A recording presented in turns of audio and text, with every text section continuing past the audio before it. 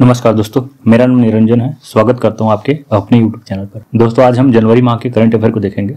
जनवरी माह के हम 19 जनवरी से लेकर 31 जनवरी तक का करंट अफेयर को देखेंगे, जो कि आपके एग्जाम की दृष्टि से बहुत ही महत्वपूर्ण होगा। आपको पता ही होगा कि एग्जाम में करंट अफेयर से संबंधित क्वेश्चन आता ही है। ठीक है, यहाँ हमने उसी क्वेश्चन को रखा है जो आपके एग्जाम में पूछा जाता है। ठीक है, चाहे आप स्टेट एग्जाम दे या फिर सेंट्रल लेवल का कोई सा भी आप एग्जाम दे। ठीक, तो सारे एग्जाम में ये जो करंट अफेयर है बहुत ही महत्वपूर्ण साबित होने वाला है। तो वीडियो पे अंत तक बने रहेंगे। चलिए वीडियो शुरू करते हैं। देखिए, पहला क्वेश्चन है, हाल ही में केंद्र सरकार द्वारा कितने विभूतियों को पद्म विभूषण से सम्मानित किया गया है। ठीक है, आपको पता ही होगा कि केंद्र सरकार द्वारा जो है हर साल पद्म पुरस्कार का घोषणा करते हैं। ठीक है, और वो भी 25 जनवरी के शाम को 25 जनवरी के शाम को जो है केंद्र सरकार द्वारा जो है पद्म पुरस्कारों की घोषणा किया जाता है। इस बार जो है केंद्र सरकार द्वारा टोटल 139 पद्म पुरस्कार की घोषणा किया गया, जिसमें सबसे प्रमुख है पद्म विभूषण, दूसरा होता है पद्म भूषण और तीसरा जो है पद्म श्री। तो ये तीन कैटेगरी में पुरस्कार प्रदान किया जाता है। इन तीनों को संयुक्त रूप से पद्म पुरस्कार बोल दिया जाता है। ठीक है, देखिए इस वर्ष जो है पद्म विभूषण से कुल 7 लोगों को पुरस्कृत किया गया है। वही पद्म भूषण के तहत जो है कुल 19 लोगों को यह पुरस्कार दिया जाएगा और कुल 113 लोगों को जो है पद्मश्री पुरस्कार से सम्मानित किया जाएगा। तो इस तरह से हम देखते हैं कुल 139 लोगों को जो है पद्म पुरस्कार प्रदान किया जाएगा। तो हमारा क्वेश्चन था कि कितने विभूतियों को पद्म विभूषण से सम्मानित किया गया। तो इसका सही उत्तर हो जाएगा ऑप्शन नंबर ए 7। ठीक है, चलिए इसके बारे से और जानते हैं। देखिए, 2025 में राष्ट्रपति एक युगल मामले सहित 139 पद्म पुरस्कार प्रदान करेगी। ठीक, देखिए जो युगल होता है ना, यदि 2 लोगों को मिलता है संयुक्त रूप से तो उसे एक मान लिया जाता है। इसमें देखिए 7 जो है पद्म विभूषण है, 19 पद्म भूषण और 113 जो है पद्मश्री पुरस्कार शामिल है। यदि हम टोटल पुरस्कार की बात करते हैं तो इसमें कुल 23 महिलाओं को जो है यह पुरस्कार प्रदान किया गया है और 10 ऐसे व्यक्ति हैं जो विदेशी हैं या तो अप्रवासी भारतीय हैं, और वही 13 पुरस्कार ऐसे हैं जो मरणोपरांत प्रदान किया गया है। देखिए, मरणोपरांत का मतलब ये होता है कि वो वर्तमान में भी जीवित नहीं है। ठीक है, तो इस तरह से कुल 139 पद्म पुरस्कार प्रदान किया गया, जिसमें 19 पद्म भूषण, जिसमें 7 पद्म विभूषण, 19 पद्म भूषण और 113 जो है पद्मश्री पुरस्कार है। चलिए, अब एग्जाम में जो सबसे ज्यादा इंपॉर्टेंट है, ये कुल 139 पद्म पुरस्कारों में सबसे ज्यादा इंपॉर्टेंट होता है पद्म विभूषण। ठीक है, और यदि आप जिस स्टेट के हैं उस स्टेट से संबंधित जो पुरस्कार प्राप्त करते हैं उसे आप जरूर याद कीजिएगा, वो भी पूछा जाएगा। ठीक है, यहाँ पे स्टेट का नाम तो नहीं दिया गया है, लेकिन आप देख लीजिएगा। इससे संबंधित पीडीएफ जो है मैं अपने कमेंट बॉक्स में पिन करके रख दूंगा, वहां से आप पीडीएफ डाउनलोड कर लेंगे और आप जिस स्टेट के होंगे आप ये देखिए कि आपकी स्टेट से कौन जो है पद्म पुरस्कार प्राप्त किए हैं और उसे आप अच्छे से स्टडी कर लीजिएगा। देखिए, पद्म विभूषण पूछा ही जाता है तो इसको देखिएगा, विजेता का नाम और क्षेत्र भी कई बार एग्जाम में पूछा जाता है। तो देखिए, पहला जो पुरस्कार प्राप्त करता है दुव्वूर नागेश्वर रेड्डी है, ये चिकित्सा के क्षेत्र में पुरस्कार प्राप्त किए हैं। दूसरा जो है न्यायमूर्ति श्री जगदीश सिंह खेहर, इसे सार्वजनिक मामलों में पुरस्कार प्रदान किया गया है। तीसरा जो है कुमुदनी रजनीकांत लाखिया, इन्हें कला के क्षेत्र में पुरस्कार प्रदान किया गया है। चौथा लक्ष्मी नारायण सुब्रमण्यम, इसे भी कला के क्षेत्र में पुरस्कार प्रदान किया गया है। और इससे जो अंतिम 3 देख रहे हैं ये मरणोपरांत पुरस्कार है। ठीक, जो एमटी वासुदेवन नायर है इसे प्रदान किया गया है साहित्य और शिक्षा के क्षेत्र में। ओसामू सुजुकी उद्योग और व्यापार के क्षेत्र में, देखिए ये बहुत ही इंपॉर्टेंट है। ओसामू सुजुकी, ये सुजुकी कंपनी जो है ना उसके संस्थापक है। ठीक है, पिछले साल ही इनका निधन हुआ है और उद्योग जगत में ऑटोमोबाइल खासतौर पर यदि बात करते हैं तो इनका बहुत बड़ा योगदान रहा है। शारदा सिन्हा की बात करते हैं तो कला के क्षेत्र में मिला है इन्हें। ठीक, तो देखिए सबसे इंपॉर्टेंट जो है वो पद्म विभूषण है। यदि हम भारत के सर्वोच्च नागरिक सम्मान की बात करते हैं ना, तो भारत की सर्वोच्च नागरिक सम्मान होता है भारत रत्न। तो भारत रत्न सबसे पहले नंबर पे आता है, उसके बाद जो आता है पद्म पुरस्कार। तो आपको पता होगा कि भारत रत्न जो है 2024 में है, कुल 5 लोगों को जो है भारत रत्न से पुरस्कृत किया गया। आप उसको भी याद कर लीजिएगा। इससे पहले है 2019 में जो है 3 लोगों को भारत रत्न प्रदान किया गया था और 2024 में 5 लोगों को। ठीक है, लेकिन जो पद्म पुरस्कार है ये हर साल केंद्र सरकार के द्वारा जो है जारी किया जाता है, पुरस्कृत किया जाता है। चलिए आगे देखते हैं। हाल ही में आयरलैंड के नए प्रधानमंत्री कौन बने हैं। तो देखिए इसका सही उत्तर होगा option number A, Michael Martin. तो माइकल मार्टिन जो है आयरलैंड के नए प्रधानमंत्री बने हैं और ये लगातार दूसरी बार जो है आयरलैंड के प्रधानमंत्री बने हैं। ठीक है, देखिए अगला क्वेश्चन, भारत का कौन सा शहर दुनिया के 31 वेटलैंड शहरों की लिस्ट में शामिल हुआ है? इंपॉर्टेंट क्वेश्चन है, इसलिए इंपॉर्टेंट है क्योंकि कुल 31 वेटलैंड शहर है पूरे विश्व में, जिसमें से भारत का 2 शहर जिसमें उदयपुर और इंदौर, इन दोनों को जो है वेटलैंड शहरों की लिस्ट में शामिल किया गया है यूनेस्को के द्वारा। ध्यान रखेंगे किसके द्वारा? यूनेस्को के द्वारा। ठीक, तो इसका सही उत्तर हो जाएगा option number D, both A and B. अब हमें यहाँ पे एक चीज और देख लेते हैं, ये वेटलैंड शहर क्या होता है? तो वेटलैंड शहर ऐसा होता है जहां जो है हर मौसम जो है हमें पानी देखने को मिलता है। तो ऐसा स्थल जहां पे पानी की उपलब्धता होती है उसे वेटलैंड कहा जाता है। देखिए देश के स्वच्छतम शहर के रूप में नंबर 1 इंदौर और राजस्थान का उदयपुर अब दुनिया के चुनिंदा 31 वेटलैंड सिटीज में शामिल हो गए हैं। ठीक, यूनेस्को के रामसर सम्मेलन में इन्हें वेटलैंड सिटी के रूप में अंतर्राष्ट्रीय मान्यता और दर्जा प्रदान किया गया है। ठीक, तो ध्यान रखेंगे, अभी इसको याद रखिए, यूनेस्को का जो है वेटलैंड शहर और एक दूसरा होता है आर्द्र भूमि। ठीक है, वेटलैंड, ये 2 अलग अलग चीजें हैं। यूनेस्को की यदि अपन बात करते हैं तो देखिए यूनेस्को की स्थापना जो है 16 नवंबर 1945 को होता है। इसका मुख्यालय पेरिस में है और अध्यक्ष जो है आंद्रे अजूले।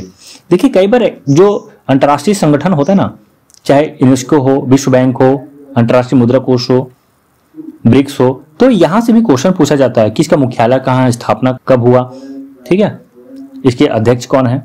तो इसी के संदर्भ में आप ये सब भी याद कीजिएगा कि स्थापना यूनेस्को का कब हुआ है, ये एग्जाम में पूछा जाता है। यदि आप रेलवे एसएससी के एग्जाम दे रहे हैं तो इस तरह का क्वेश्चन बहुत ज्यादा देखने को मिलता भी है।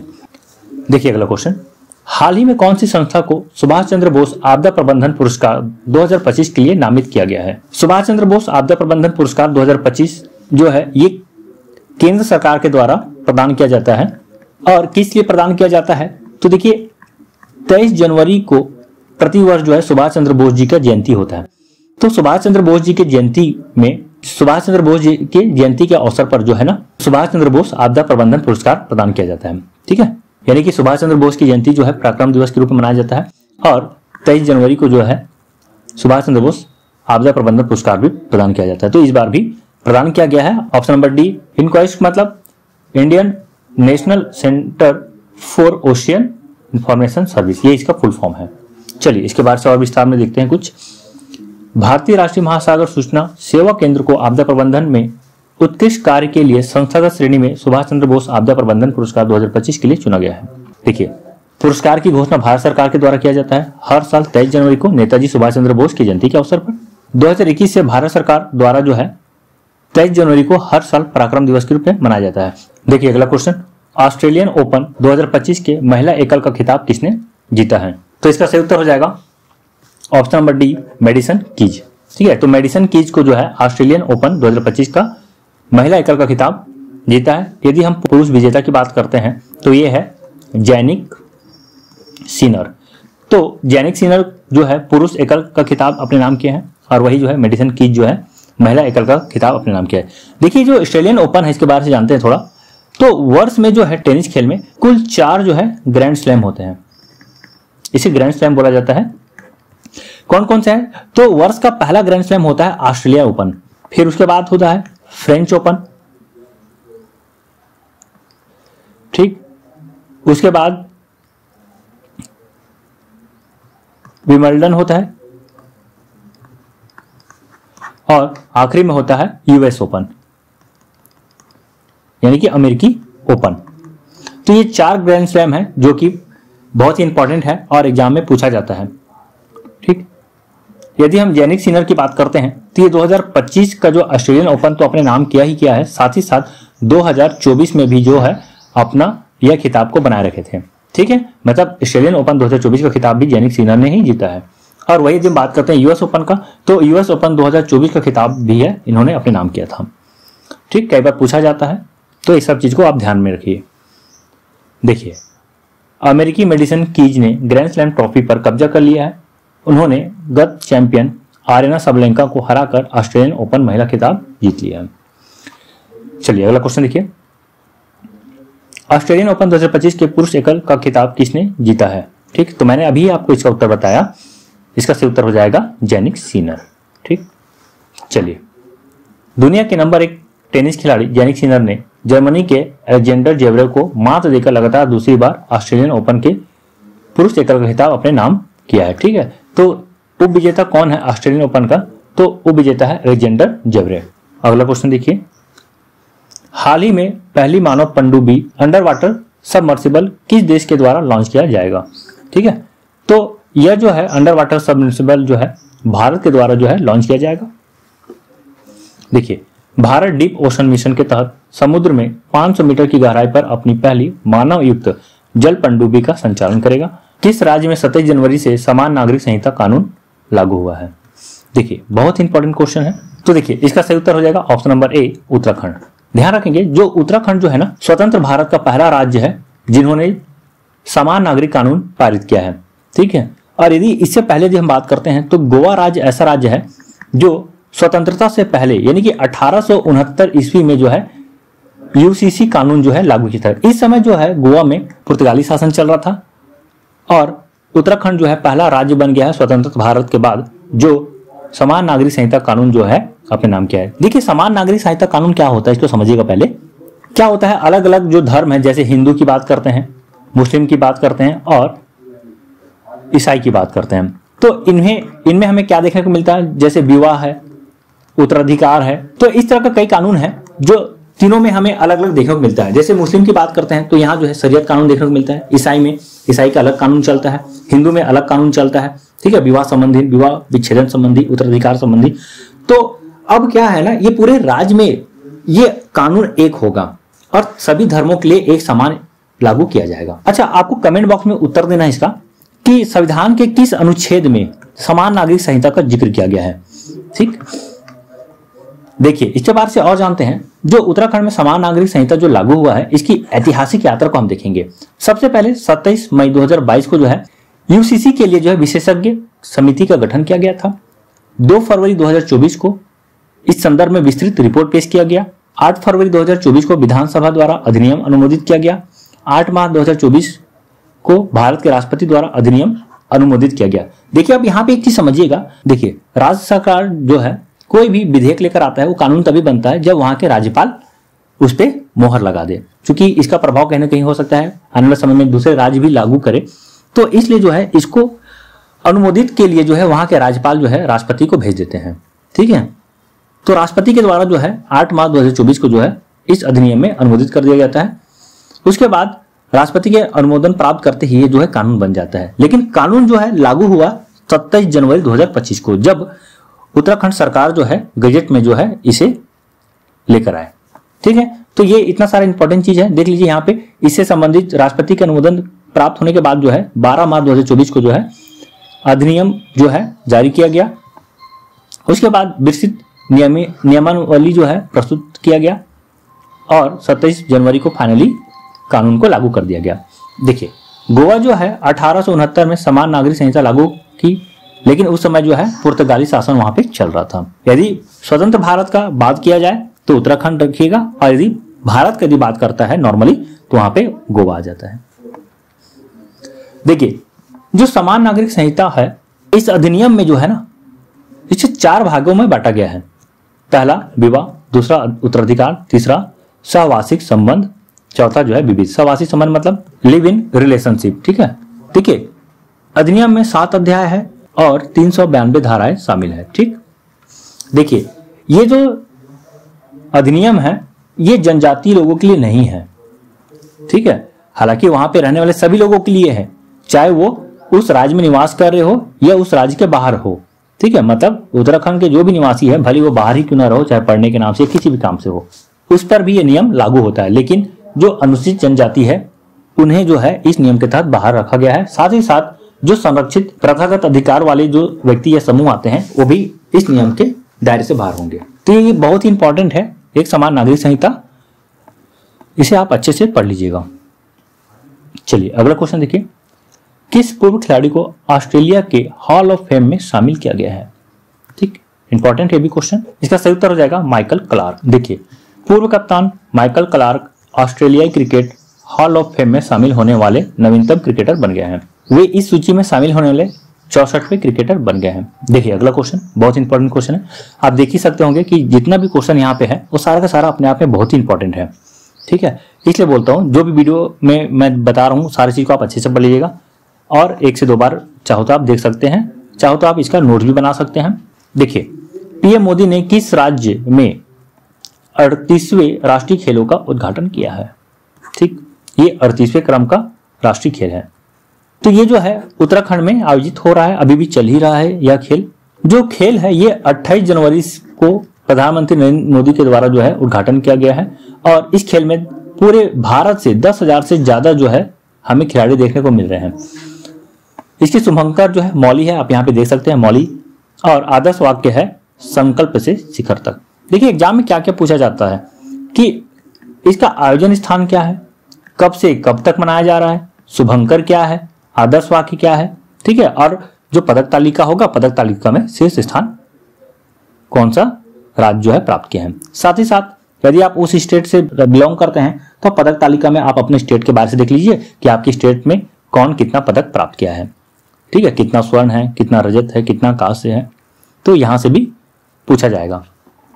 चलिए उत्तराखंड के बारे से जानते हैं। देखिए उत्तराखंड के जो सीएम है पुष्कर सिंह धामी है, राजधानी यहाँ का देहरादून है। नेशनल पार्क की यदि अपन बात करें तो जिम कार्बेट राष्ट्रीय उद्यान, नंदा देवी राष्ट्रीय उद्यान, राजा जी राष्ट्रीय उद्यान, फूलों की घाटी राष्ट्रीय उद्यान, गंगोत्री राष्ट्रीय उद्यान। ठीक, दर्रा की बात करें तो माना दर्रा और नीति दर्रा है। राज्यपाल यहाँ के हैं लेफ्टिनेंट जनरल गुरमीत सिंह, और यहाँ की झील की बात करें तो सात ताल, राकस ताल, नैनीताल, माला ताल।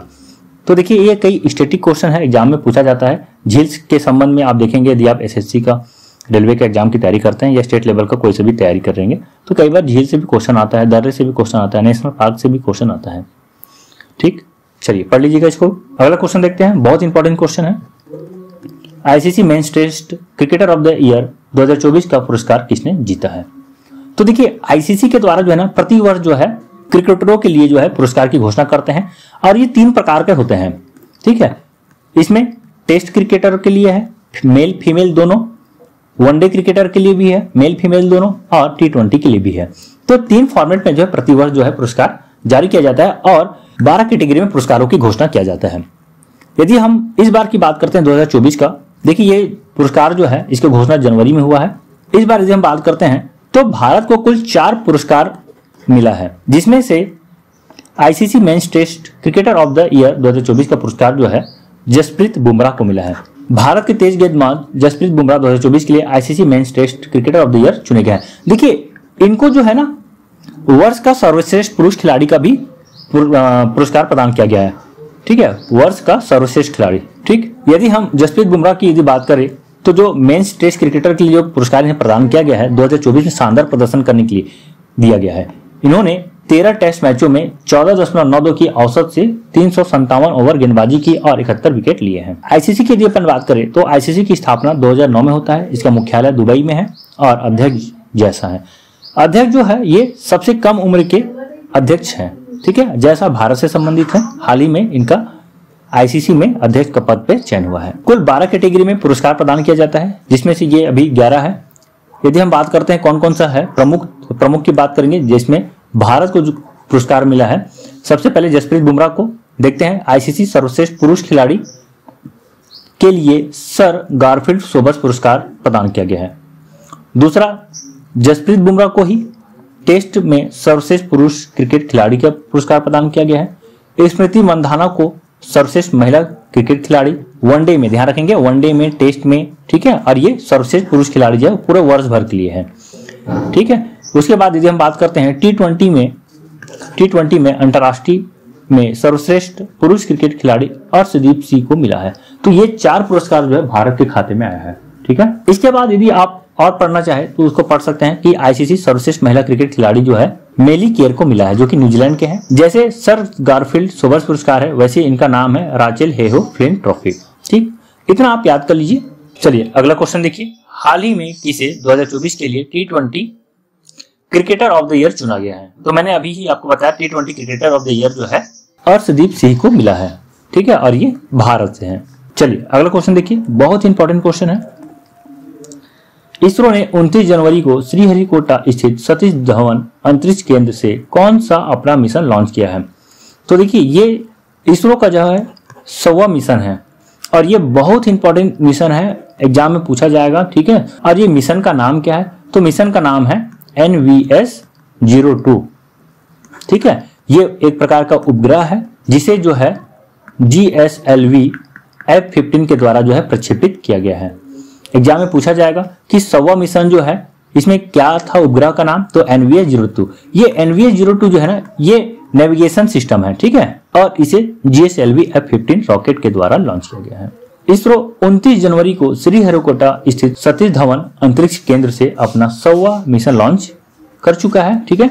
इस ऐतिहासिक मिशन के तहत GSLV F-15 रॉकेट को लॉन्च किया गया जो कि NVS-02 उपग्रह को लेकर गया है। इसे जो है जियो सिंक्रोनस ट्रांसफर ऑर्बिट में स्थापित किया है। ध्यान रखेंगे ये भी एक ऑर्बिट है जहां पे उपग्रहों को स्थापित किया जाता है। उपग्रहों को स्थापित करने का अलग अलग स्थान है, तो इस तरह का जो उपग्रह होता है इसे जियो सिंक्रोनस ट्रांसफर ऑर्बिट में स्थापित किया जाता है। देखिए इसका उद्देश्य भारत और आसपास 1500 किलोमीटर की दूरी तक सटीक स्थिति, वेग और समय सेवाएं प्रदान करना है। तो इंपॉर्टेंट है, इसे आप याद रखिएगा। यदि हम इसरो की बात करते हैं तो इसरो की स्थापना 1969 में होता है। इसका मुख्यालय बेंगलुरु में है।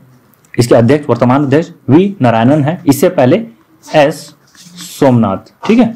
यदि हम बात करते हैं इसरो की तो यह जो है अंतरिक्ष विभाग के अधीन अंतरिक्ष एजेंसी है, ठीक। यह भारत में अंतरिक्ष अनुसंधान और अन्वेषण गतिविधियों की योजना और क्रियान्वयन के लिए जिम्मेदार है। तो बहुत इंपॉर्टेंट है इसरो, ठीक, इसे आप याद कर लीजिएगा। इसरो में देखिए ये जो मिशन है इसके बारे से पूछा जाएगा। इसमें पूछा जाएगा कौन से रॉकेट के द्वारा लॉन्च किया गया, उपग्रह का नाम क्या है, इसरो का स्थापना कब हुआ, मुख्यालय कहाँ है, अध्यक्ष कौन है, ठीक है। तो ये सब क्वेश्चन पूछा जाता है। किस राज्य की झांकी को पीपुल्स चॉइस अवार्ड कैटेगरी में प्रथम स्थान मिला है? तो इसका सही उत्तर हो जाएगा ऑप्शन नंबर बी, गुजरात। देखिए जो झांकी का प्रदर्शन किया गया था 26 जनवरी को किया गया था, प्रतिवर्ष किया जाता है, ठीक है। और इसी के तहत जो सर्वश्रेष्ठ झांकियां होती है उसे जो है केंद्र सरकार के द्वारा पुरस्कृत किया जाता है। ये जो पुरस्कार है सर्वश्रेष्ठ झांकी का 2 प्रकार से प्रदान किया जाता है। एक केंद्र सरकार के गठित पैनल के द्वारा, दूसरा जो है जनता के द्वारा भी प्रदान किया जाता है। तो जनता के द्वारा पोर्टल खोल दिया जाता है, उनसे यह क्वेश्चन किया जाता है कि आपको कौन सी झांकी पसंद आई, तो उस हिसाब से 3 रैंक में झांकी को पुरस्कार प्रदान किया जाता है। तो यदि पीपल्स चॉइस कैटेगरी की बात करते हैं तो गुजरात को मिला है। लोकप्रिय पसंद श्रेणी, तो प्रथम स्थान है गुजरात। गुजरात का जो झांकी था स्वर्णिम भारत विरासत और विकास। दूसरा स्थान प्राप्त किया उत्तर प्रदेश का महाकुंभ 2025, इसका भी थीम था स्वर्णिम भारत विरासत और विकास। तीसरा जो पुरस्कार है उत्तराखंड का है, इसे मिला है सांस्कृतिक विरासत और साहसिक खेल के लिए, ठीक है। पता ही होगा कि 38वें राष्ट्रीय खेल जो है उत्तराखंड में हो रहा है, तो इसी को लेकर एक झांकी बनाया गया था। वही यदि हम केंद्र सरकार के द्वारा जो पैनल नियुक्त किया जाता है उसके तहत जो परिणाम घोषित किया गया, रैंक जारी किया गया, इसमें प्रथम स्थान उत्तर प्रदेश के महाकुंभ को मिला है। दूसरा स्थान त्रिपुरा के शाश्वत श्रद्धा, त्रिपुरा में 14 देवताओं की पूजा, खर्ची पूजा, ठीक है, ये है। तीसरा जो आंध्र प्रदेश को मिला है, इनका जो झांकी था एटी कोपका बोमल्लू पर्यावरण अनुकूल लकड़ी के खिलौने, ठीक है, ये इसका थीम है। चलिए अगला क्वेश्चन देखते हैं। देखिए ये क्वेश्चन भी बहुत ही इंपॉर्टेंट है। लद्दाख में आयोजित 5वें खेलो इंडिया शीतकालीन खेलों में कौन सा राज्य टॉप पर रहा है? ठीक, बहुत ही इंपॉर्टेंट क्वेश्चन है ये, है ना। अभी खेलो इंडिया शीतकालीन खेल का आयोजन किया जा रहा है, ठीक है, जिसका समापन जो है लद्दाख का हुआ है। ये जो खेलो इंडिया शीतकालीन खेल है ये 2 चरण में आयोजित हो रहा है। तो 2 चरण में पहला चरण जो है लद्दाख में हो रहा है और दूसरा चरण जो है जम्मू और कश्मीर में होगा, ठीक है। तो पहला चरण का खेल संपन्न हो चुका है, इसमें जो है लद्दाख जो है शीर्ष स्थान पर है, ठीक है। वही जम्मू कश्मीर का जो दूसरा चरण है ये अभी आयोजित होने वाला है। देखिए केंद्र शासित प्रदेश लद्दाख ने खेलो इंडिया विंटर गेम 2025 में शीर्ष स्थान प्राप्त किया है। खेलो इंडिया विंटर गेम्स 2025 में शीर्ष पर रहने वाले लद्दाख जो है 4 स्वर्ण पदक सहित 7 पदक प्राप्त किए हैं। वही तमिलनाडु दूसरे स्थान पर है 3 स्वर्ण पदक के साथ। महाराष्ट्र जो है तीसरे स्थान पर है केवल 2 स्वर्ण पदक के साथ, ठीक है। यह जो खेल है इसमें 400 से अधिक एथलीटों ने भाग लिया था। देखिए लद्दाख की बात करते हैं तो लद्दाख का उपराज्यपाल BD मिश्रा है। लद्दाख की राजधानी लेह और कारगिल है। यहाँ कुल 7 जिले हैं। तो ये कुछ स्टैटिक क्वेश्चन था, इसे आप याद रखिएगा। चलिए एक और इंपॉर्टेंट क्वेश्चन है। देखिए वैसे तो जितना भी क्वेश्चन यहाँ पे सारा का सारा इंपॉर्टेंट ही है। यदि हम अगला क्वेश्चन की बात करते हैं, देखिए नीति आयोग द्वारा जारी राजकोषीय स्वास्थ्य सूचकांक, राजकोषीय स्वास्थ्य सूचकांक में कौन सा राज्य शीर्ष स्थान पर है। देखिए ये इसलिए भी इंपॉर्टेंट है क्योंकि ये पहला संस्करण है, ठीक है। नीति आयोग के द्वारा जारी किया जाने वाला राजकोषीय स्वास्थ्य सूचकांक जो है प्रथम संस्करण है। इसके तहत जो है राज्यों की वित्तीय स्थिति को हम देखते हैं। तो इसमें जो है ना उड़ीसा प्रथम स्थान पर है। देखिए प्रथम स्थान पर उड़ीसा है, इन्हें ओवरऑल जो स्कोर मिला है 67.8 मिला है। दूसरे स्थान पर छत्तीसगढ़ है, इन्हें 55.2 स्कोर प्राप्त हुआ है। तीसरे स्थान पर गोवा है, इन्हें 53.6 स्कोर प्राप्त हुआ है। तो ये 3 को आप याद रख लीजिएगा, ठीक। देखिए यदि हम नीति आयोग की बात करते हैं तो इसका स्थापना जो है 2015 में योजना आयोग के स्थान पर होता है। इससे पहले हम लोग योजना आयोग देखते थे। 2014 में भाजपा सरकार आता है, उसके बाद 2015 में जो है योजना आयोग को हटाकर नीति आयोग उसकी जगह पे लेकर आते हैं। नीति आयोग की यदि हम मुख्यालय की बात करें तो इसका मुख्यालय दिल्ली में है। अध्यक्ष जो है प्रधानमंत्री होता है, वर्तमान प्रधानमंत्री नरेंद्र मोदी है। उपाध्यक्ष की बात करें तो उपाध्यक्ष सुमन बेरी है और सीईओ की बात करते हैं तो वीवीआर सुब्रमण्यम है। तो ये नीति आयोग से भी ये क्वेश्चन पूछा जाता है एग्जाम में ना, किस खिलाड़ी को सर गारफील्ड सोबर्स ट्रॉफी से सम्मानित किया जाएगा? तो इसका सही उत्तर हो जाएगा जसप्रीत बुमराह। तो मैंने आपको बताया था जसप्रीत बुमराह को जो है इस बार आईसीसी का 2 पुरस्कार प्राप्त हुआ है। पहला जो है सर्वश्रेष्ठ खिलाड़ी का, दूसरा जो है टेस्ट मैच में सर्वश्रेष्ठ खिलाड़ी का, ठीक है। तो ये 2 पुरस्कार मिला है। सर्वश्रेष्ठ खिलाड़ी के तौर पे इन्हें जो है सर गारफील्ड सोबर्स ट्रॉफी प्रदान किया गया है। 32वां विजय हजारे ट्रॉफी 2024-25 का खिताब किसने जीता है? ठीक, तो इसका सही उत्तर हो जाएगा ऑप्शन नंबर सी, कर्नाटक। तो कर्नाटक जो है 32वां विजय हजारे ट्रॉफी 2024-25 का खिताब जो है अपने नाम कर दिया है। चलिए आगे देखते हैं इसके बारे से। देखिए जो विजय हजारे ट्रॉफी 2024-25 है ये इसका जो है 32वां संस्करण है। इसका मतलब ये है कि इससे पहले जो है 31 बार और जो है यह खेल या ट्रॉफी जो है आयोजित हो चुकी है। देखिए इस खेल का जो आयोजन है 21 दिसंबर 2024 से 18 जनवरी 2025 तक चला है। जो कर्नाटक विजेता है ये 5वीं बार जो है यह खिताब अपने नाम किया है और कर्नाटक टीम के जो कप्तान है वो मयंक अग्रवाल है। वही उप विजेता की यदि बात करते हैं तो उप विजेता जो है विदर्भ है, यानी कि कर्नाटक जो है विदर्भ को हराकर जो है विजय हजारे ट्रॉफी अपने नाम किया है। चलिए आगे देखते हैं। देखिए QS world future skill index के पहले संस्करण में भारत का क्या स्थान है? देखिए ये जो QS world future skill index जो है ना ये पहली बार जारी किया गया है। ये इसका पहला संस्करण है। इसका मतलब यह है कि पहली बार इसको जारी किया गया है। तो इसमें भारत का स्थान क्या है? ठीक है, तो इसका जो सही उत्तर हो जाएगा ऑप्शन नंबर ए 25वां। तो भारत जो है 25वां स्थान के साथ है। देखिए जनवरी 2025 में क्वाकिक्वेरली सेमेंट्स द्वारा जारी QS world future skill index 2025 में भारत की ओर से ओवरऑल रैंक जो है 25 है, जबकि फ्यूचर ऑफ वर्क कैटेगरी में भविष्य की कार्य श्रेणी में भारत को दूसरा स्थान मिला। देखिए ये जो QS world future skill index है इसको कई कैटेगरी में बांटा गया है और उसके बाद ओवरऑल रैंक बनाया गया है। जैसे कि देखिए इसमें भारत जो है स्किल फील्ड्स में जो है 37वां स्थान पर है, वही एकेडमिक रेडीनेस में 26वां स्थान पे है, फ्यूचर ऑफ वर्क में 2nd स्थान पे है, इकोनॉमिक ट्रांसफॉर्मेशन में 40 स्थान पर है और वही ओवरऑल रैंक की बात करते हैं तो ये जो है 25वां रैंक पर है। तो ये अलग अलग कैटेगरी में बांटा गया है, ठीक है, इंडेक्स को, और लास्ट में जो है ओवरऑल रैंक जारी किया गया है। तो भारत का ओवरऑल रैंक जो है 25वां है, लेकिन अच्छी बात यह है फ्यूचर ऑफ वर्क में जो है भारत को दूसरा स्थान प्राप्त हुआ है। वही यदि हम शीर्ष स्थान की बात करते हैं तो अमेरिका जो है प्रथम स्थान पर है, इंग्लैंड द्वितीय स्थान पर और जर्मनी जो है तृतीय स्थान पर है। देखिए ये जो QS रैंकिंग जो है इंपॉर्टेंट हो जाता है क्योंकि जो ये इसका जो है पहला संस्करण है, ठीक है। कोई भी चीज पहला संस्करण में हम देखते हैं तो वो इंपॉर्टेंट भी होता है, तो इसको याद रख लेंगे। चलिए अगला क्वेश्चन देखिए, विश्व आर्थिक मंच की 55वीं बैठक कहां आयोजित हुई है? तो विश्व आर्थिक मंच वर्ल्ड इकोनॉमिक फोरम। तो जो वर्ल्ड इकोनॉमिक फोरम है ये वित्तीय संबंधित जो है शीर्ष संस्था है, ठीक है। इसके साथ ही साथ एक और संस्था को हम देखते हैं वर्ल्ड बैंक। तो चलिए आप कमेंट करके बताएंगे विश्व आर्थिक मंच का जो MD है वो कौन है और वर्ल्ड बैंक का जो MD है ये कौन है, ठीक है। वैसे तो वर्ल्ड बैंक यानी कि विश्व बैंक का जो है अध्यक्ष होता है और ये अध्यक्ष मैं आपको हिंट देता हूं ये भारत से ही संबंधित है, तो ये भारत के लिए बहुत ही गर्व की बात है। तो ऐसा क्वेश्चन भी पूछा जा सकता है कि वर्ल्ड बैंक के अध्यक्ष कौन है। देखिए ये जो 55वीं वार्षिक बैठक है ये दावोस स्विट्जरलैंड में आयोजित हुआ है। देखिए विश्व आर्थिक मंच की 55वीं बैठक 20 जनवरी को स्विट्जरलैंड के दावोस में शुरू हुई। वही 5 दिन की इस आयोजन में समावेशी विकास, डिजिटल क्रांति के भारतीय मॉडल का विशेष रूप से उल्लेख होगा। देखिए, यदि हम वर्ल्ड इकोनॉमिक फोरम की बात करते हैं तो इसकी स्थापना जो है 24 जनवरी 1971 को होता है। मुख्यालय जो है जिनेवा है और अध्यक्ष जो है इसके क्लॉस श्वाब है।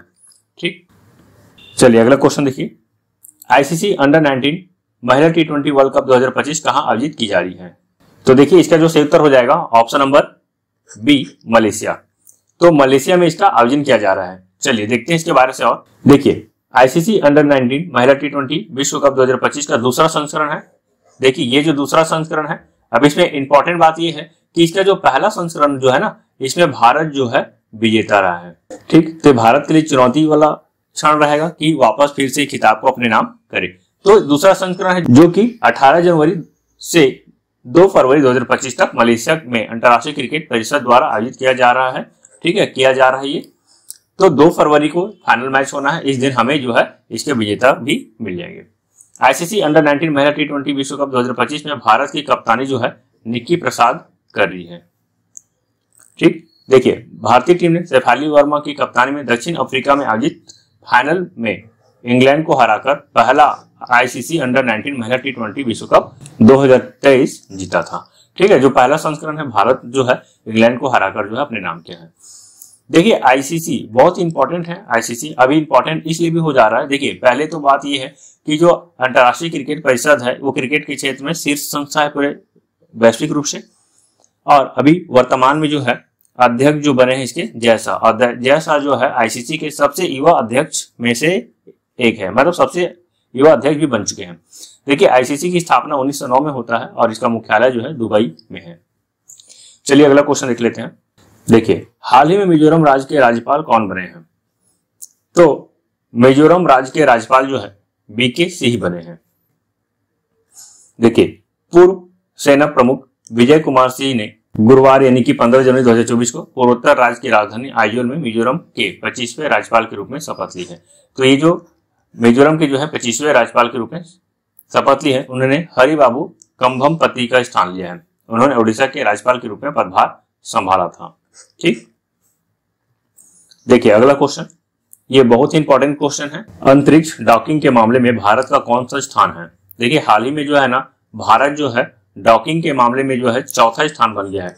डॉकिंग का मतलब ये होता है कि 2 उपग्रह को, जैसे ये 2 उपग्रह है, 2 उपग्रह को आपस में जोड़ना, और एक होता है अनडॉकिंग मतलब अलग करना। तो देखिए, ये भारत के लिए बहुत ही गर्व की बात है कि भारत जो है डॉकिंग के मामले में जो है 4था स्थान आ गया। देखिए, ये इसलिए भी जरूरी है कि आपको पता होगा कि आने वाले समय में जो है भारत का खुद का अपना एक अंतरिक्ष स्टेशन होगा। तो अंतरिक्ष स्टेशन में ये जो डॉकिंग अनडॉकिंग का जो कार्य है वो होना ही रहता है। ठीक है, तो इसके लिए जो है भारत के लिए ये जो है बहुत बड़ी उपलब्धि है। ठीक, भारत जो है 4था स्थान पे है। इससे पहले अमेरिका, चीन और रूस जो है यह काम कर चुके हैं। देखिए, स्पेसडेक्स मिशन की अपन बात करते हैं तो यह मिशन जो है इसरो का है। इसरो जो है अपना भारतीय अंतरिक्ष संगठन है। प्रक्षेपण यान पूछा जाता है कई बार एग्जाम में कि किस रॉकेट से जो है लॉन्च किया गया था। तो देखिए, ये जो है PSLV C60 रॉकेट से जो है प्रक्षेपित किया गया था। प्रक्षेपण की तिथि जो है 30 दिसंबर 2024 को। और कहां से प्रक्षेपित किया गया था? तो सतीश धवन अंतरिक्ष केंद्र श्रीहरिकोटा। ठीक, देखिए, अभी जो केंद्र सरकार जो है श्रीहरिकोटा में है, इसरो का तीसरा, ध्यान रखेंगे, इसरो का तीसरा जो है लॉन्च पैड निर्माण करने की मंजूरी दे दी है। और ये जो लॉन्च पैड है वो न्यू जनरेशन लॉन्च व्हीकल को क्या है लॉन्च किया जाएगा। देखिए, श्रीहरिकोटा में ना टोटल 2 लॉन्च पैड है। अभी वर्तमान में 2 लॉन्च पैड है। ठीक, और ये जो 2 लॉन्च पैड है, ये एक तो PSLV रॉकेट के लिए है और एक GSLV रॉकेट के लिए है। वही अब तीसरा लॉन्च पैड जो है न्यू जनरेशन लॉन्च व्हीकल के लिए होगा। और इससे जो है आने वाले समय में जो मिशन जो हमारा है, जैसे कि मिशन चंद्रयान 4 अभी आने वाले समय में देखा जाएगा। ठीक है, फिर उसके बाद चंद्रमा में जो है मानव को वहां पर उतारने की भारत का लक्ष्य है। तो इस तरह का जो मिशन को अंजाम देने के लिए ये न्यू जनरेशन लॉन्च पैड जो है बहुत ही काम आएगा। ठीक है, इसलिए तीसरा लॉन्च पैड का निर्माण किया जा रहा है। देखिए, वर्ष 2025 में संयुक्त राज्य अमेरिका, रूस और चीन के बाद भारत डॉकिंग क्षमता विकसित करने और परीक्षण करने वाला 4था देश बन गया है। भारत ने स्पेस मिशन के तहत चेजर और टारगेट नाम के 2 उपग्रहों को सफलतापूर्वक डॉक करके यह उपलब्धि हासिल की है। तो इसको याद रख लेंगे, चेजर और टारगेट, इस नाम के 2 उपग्रहों को जो है डॉकिंग किए हैं। देखिए, अंतरिक्ष डॉकिंग का काम इसरो द्वारा स्वदेशी रूप से विकसित भारतीय डॉकिंग सिस्टम द्वारा पूरा किया गया। यह तकनीक भारत को एक उपग्रह या अंतरिक्ष यान से दूसरे में सामग्री स्थानांतरित करने में मदद करेगी, जैसे पेलोड, चंद्रमा नमूने या अंतरिक्ष में मानव का जो भेजने का जो कार्य है, ये सब इसी प्रणाली के माध्यम से किया जाएगा। ठीक है, तो बहुत ही जरूरी है। अभी जो है भारत जो है चंद्रयान 4 मिशन पे काम कर रहे हैं। इसका मुख्य उद्देश्य यह रहेगा कि चंद्रमा से जो है परीक्षण के लिए कुछ मिट्टी वगैरह या नमूना लेकर आना, वापस भारत लेकर आना। भारत अभी तक ऐसा नहीं कर पाए हैं, लेकिन अगर ये मिशन सक्सेस हुआ है, इसका मतलब यह है कि आने वाले समय में भारत जो है आसानी से नमूना भी लेकर आ जाएगा। देखिए अगला क्वेश्चन, देखिए ये भी बहुत इंपॉर्टेंट क्वेश्चन है। हाल ही में किसने अमेरिका के 47वें राष्ट्रपति के रूप में पद की शपथ ली है? तो अमेरिका के 47वें राष्ट्रपति के रूप में जो है डोनाल्ड ट्रंप जो है शपथ ग्रहण की है। आपको बताना कि डोनाल्ड ट्रंप जो है किस पार्टी से संबंधित है, आपको बताना है। और देखिए जो डोनाल्ड ट्रंप है ये कमला हैरिस को हराकर जो है राष्ट्रपति बने हैं। देखिए डोनाल्ड ट्रंप ने अमेरिका के 47वें राष्ट्रपति के तौर पर कार्यभार संभाला है। डोनाल्ड ट्रंप ने नवंबर 2024 में हुए राष्ट्रपति चुनाव में डेमोक्रेटिक उम्मीदवार कमला हैरिस को हराया था। वाशिंगटन डीसी के कैपिटल रोटुंडा में अमेरिका के मुख्य न्यायाधीश जॉन रॉबर्ट्स ने उन्हें पद और गोपनीयता की शपथ दिलाई है। इस दौरान उपराष्ट्रपति पद के लिए जेडी वेंस को न्यायमूर्ति ब्रेट कैनवा ने शपथ दिलाई। यह अमेरिका के 50वें उपराष्ट्रपति हैं। तो ध्यान रखेंगे, जैसे पिछला जो गवर्नमेंट था उसमें जो बाइडेन जो है वो राष्ट्रपति थे और कमला हैरिस उपराष्ट्रपति, इसी प्रकार जो इस बार 47वें राष्ट्रपति के तौर पर डोनाल्ड ट्रंप का जो है नियुक्ति हो चुकी है। और उपराष्ट्रपति की बात करेंगे तो जेडी वेंस है। तो ये भी याद रखेंगे, राष्ट्रपति और उपराष्ट्रपति, कई बार उपराष्ट्रपति भी एग्जाम में पूछा जा सकता है। तो जेडी वेंस उपराष्ट्रपति हैं 50वें नंबर के। देखिए भारत के तरफ से जो है एस जयशंकर जो है शपथ ग्रहण समारोह में भारत का प्रतिनिधित्व किया था। देखिए यदि हम अमेरिका की बात करते हैं तो अमेरिका की राजधानी वाशिंगटन डीसी है, यहाँ की मुद्रा अमेरिकन डॉलर है, राष्ट्रपति डोनाल्ड ट्रंप। चलिए अगला क्वेश्चन देखिए, हाल ही में केंद्रीय रिजर्व पुलिस बल के महानिदेशक के रूप में किसे नियुक्त किया गया है? तो सीआरपीएफ के महानिदेशक के तौर पर जो है ज्ञानेंद्र प्रताप सिंह को जो है नियुक्त किया गया है। देखिए असम मेघालय कैडर के 1991 बैच के आईपीएस अधिकारी ज्ञानेंद्र प्रताप सिंह को केंद्रीय रिजर्व पुलिस बल महानिदेशक के रूप में नियुक्त किया गया है। ज्ञानेंद्र प्रताप सिंह जो है असम पुलिस के साथ साथ एसपीजी और एनआईए सहित केंद्रीय पुलिस संगठनों में भी काम किया है। यदि सीआरपीएफ की स्थापना की बात करते हैं तो देखिए सीआरपीएफ की स्थापना जो है 27 जुलाई 1939 को होता है और इसका मुख्यालय जो है नई दिल्ली में है। चलिए अगला क्वेश्चन देखिए, यह भी इंपॉर्टेंट क्वेश्चन है। अंतर्राष्ट्रीय संगठन की बात करते हैं तो उसके लिए ये जो है इंपॉर्टेंट हो जाता है। किस देश ने पेरिस जलवायु समझौते से बाहर निकलने का फैसला किया है? तो देखिए पेरिस जलवायु समझौते से बाहर निकलने का फैसला जो है अमेरिका किया है। जैसे ही राष्ट्रपति का कार्यभार संभाले इन्होंने पेरिस समझौते से बाहर होने का ऐलान कर दिया। साथ ही साथ इन्होंने जो है वर्ल्ड हेल्थ ऑर्गेनाइजेशन से भी बाहर निकलने का ऐलान कर दिया है। ठीक है, इनका ये मानना है कि वर्ल्ड हेल्थ ऑर्गेनाइजेशन जो है पक्षपात कर रहा है, ये जो है चीन का बढ़ावा दे रहा है। ठीक है, उनकी गतिविधियों को बढ़ावा दे रहा है और उनसे बड़ी फंडिंग भी ले चुकी है। देखिए डोनाल्ड ट्रंप ने अमेरिका के 47वें राष्ट्रपति के तौर पे कार्यभार संभाला है और कार्यभार संभालने के बाद जो है कई महत्वपूर्ण फैसले लिए, जिसमें से एक पेरिस समझौते से बाहर निकलना है। देखिए इससे पहले जो वो 2017 में जब राष्ट्रपति थे तो उस समय जो है उन्होंने पेरिस समझौते से बाहर हुए थे, लेकिन बाद में वापस अमेरिका जो है इसमें शामिल हुए। लेकिन अब पुनः जो है अमेरिका जो है इससे बाहर हो गए हैं। देखिए पेरिस समझौते के बारे में जानते हैं। जो पेरिस समझौता है 12 दिसंबर 2015 को फ्रांस के पेरिस में संयुक्त राष्ट्र जलवायु परिवर्तन सम्मेलन यानी कि COP21 में अपनाया गया था और इसे जो है 4 नवंबर 2016 को लागू किया गया था। देखिए कई बार क्वेश्चन पूछा जा सकता है। देखिए ये जो पेरिस समझौता है ये भी इंपॉर्टेंट हो जाएगा। ये पूछेगा कौन सा सम्मेलन के तहत है, तो COP21 कन्वेंशन ऑफ पार्टी 21। ठीक है, 21वां सम्मेलन था, उस 21वां सम्मेलन के तहत जो है पेरिस समझौता हुआ था। देखिए जो समझौता है एक कानूनी रूप से बाध्यकारी अंतर्राष्ट्रीय संधि है जिसका उद्देश्य वैश्विक तापमान वृद्धि को सीमित करना है। अभी आपको पता ही होगा कि जो है ग्लोबल वार्मिंग जो है एकदम चरम पे है। ठीक, और पूरे देश जो है, दुनिया जो है इससे चिंतित है और इसलिए जो है वैश्विक तापमान जो है उसको कम करने का सभी देशों के द्वारा यह समझौता किया गया है कि आने वाले समय में किसी भी प्रकार से जो है वैश्विक तापमान वृद्धि को सीमित करना है। देखिए, देशों को उत्सर्जन कम करने के लिए लक्ष्य निर्धारित करने की आवश्यकता है। लक्ष्यों में वैश्विक औसत तापमान को पूर्व औद्योगिक स्तरों से 2 डिग्री नीचे रखना शामिल है और इस सदी के बीच जो है नेट जीरो उत्सर्जन तक पहुंचने का लक्ष्य भी है। ठीक, देखिए अगला क्वेश्चन, ये भी क्वेश्चन अपने आप में बहुत इंपॉर्टेंट है। किस राज्य ने दीनदयाल उपाध्याय भूमिहीन कृषि मजदूर कल्याण योजना की शुरुआत की है? तो भूमिहीन कृषि मजदूरों के लिए जो है छत्तीसगढ़ सरकार जो है इस योजना को लाया है। इसके तहत जो है प्रत्येक किसान को 10,000 रुपए वार्षिक प्रदान किया जाएगा। ठीक है ना। देखिए, छत्तीसगढ़ के मुख्यमंत्री विष्णुदेव साय ने रायपुर में दीनदयाल उपाध्याय भूमिहीन कृषि मजदूर कल्याण योजना का शुभारंभ किया है। देखिए, छत्तीसगढ़ के जो मुख्यमंत्री हैं विष्णुदेव साय हैं। ठीक, इस योजना के तहत 5.62 लाख से अधिक भूमिहीन कृषि मजदूरों बैगा और गुनिया को सालाना 10,000 रुपए वित्तीय सहायता मिलेगी। ठीक है। देखिए, छत्तीसगढ़ की कैपिटल की बात करते हैं तो यहाँ का कैपिटल रायपुर है। सीएम विष्णुदेव साय, राज्यपाल रामेन डेका। ठीक, चलिए अगला क्वेश्चन देखिए, वैश्विक स्तर पर 7वां सबसे बड़ा कॉफी उत्पादक देश कौन बना है? तो देखिए, भारत जो है 7वां सबसे बड़ा जो है देश बन गया है। देखिए, भारत अब वैश्विक स्तर पर 7वां सबसे बड़ा कॉफी उत्पादक देश है, जिसका निर्यात पिछले वित्तीय वर्ष में 129 करोड़ डॉलर तक पहुंच गया है। वाणिज्य और उद्योग मंत्रालय के अनुसार पहली छमाही में भारत ने 93,000 टन से अधिक कॉफी का निर्यात किया, जिसमें इटली, बेल्जियम और रूस शीर्ष खरीदार देश हैं। देखिए अगला क्वेश्चन, हाल ही में अमेरिका की संगठन से अलग हुआ है।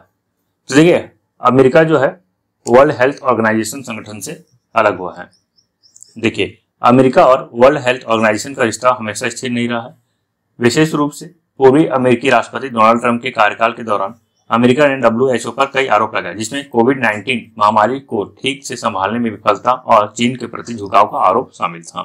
ठीक है, तो यही सबसे बड़ा कारण है जिसमें अमेरिका जो है वर्ल्ड हेल्थ ऑर्गेनाइजेशन से अलग हो गए हैं।